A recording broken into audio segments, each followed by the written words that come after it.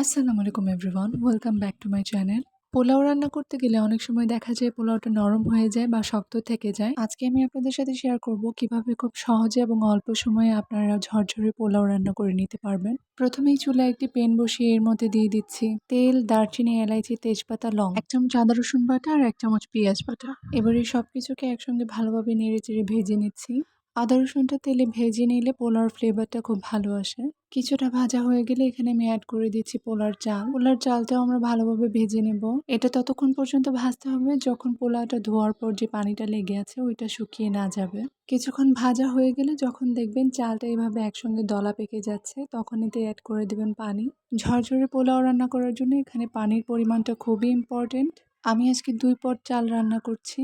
আর 2 পট চালের জন্য এখানে 4 পট পানি ইউজ করব। আপনারা 1 পট চালের জন্য 2 পট পানি ব্যবহার করবেন।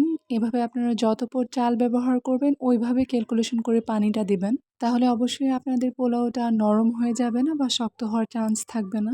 পানিটা দেওয়া হয়ে গেলে আমি এখানে স্বাদমতো কিছুটা লবণ দিয়ে মিশিয়ে নিচ্ছি। ভালোভাবে নেড়েচেড়ে একটা ঢাকনা দিয়ে ঢেকে দেব। এ পর্যায়ে চুলার আঁচটা হাই হিটে রাখতে হবে। 5 মিনিট এভাবে রান্না করার পর ঢাকনাটা উঠিয়ে যখন দেখবেন পানিটা শুকিয়ে গেছে, এ পর্যায়ে চুলাটা বন্ধ করে পোলাওটা এভাবে সাইড থেকে চেপে একটা ঢাকনা দিয়ে ঢেকে 5 মিনিটের জন্য রেখে দেবেন। হয়ে গেল আমাদের আজকের ঝরঝরে পোলাও রান্না। পোলাওটা সার্ভ করার আগে আমি এখানে কিছু পেঁয়াজ বেরেস্তা দিয়ে দিচ্ছি কাঁচামরিচ আর কিছু কিশমিশ।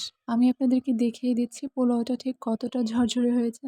আশা করি আপনারাও যদি এভাবে রান্না করেন তাহলে আপনাদের পোলাওটাও নরম হবে না বা শক্ত হওয়ার কোনো চান্স থাকবে না। আজকে এই পর্যন্তই। সবাই ভালো থাকবেন, সুস্থ থাকবেন। আল্লাহ হাফেজ।